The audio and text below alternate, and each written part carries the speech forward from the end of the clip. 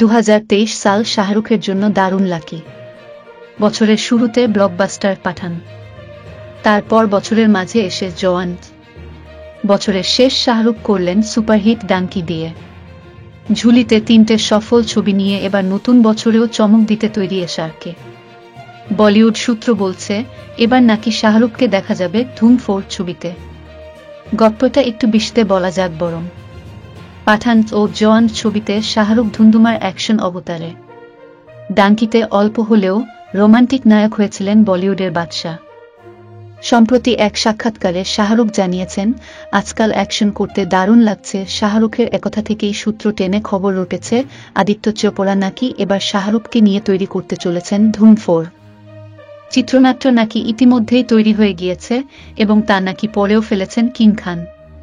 শোনা যাচ্ছে নতুন বছরের শুরুতেই নাকি আদিত্য চোপড়ার তরফ থেকে ঘোষণা করা হবে এই ছবির।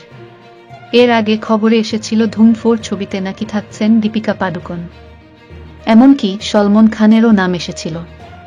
তবে বলিউড সূত্র বলছে দীপিকা ও শাহরুখকেই জুটি হিসেবে ভাবছেন আদিত্য চোপড়া।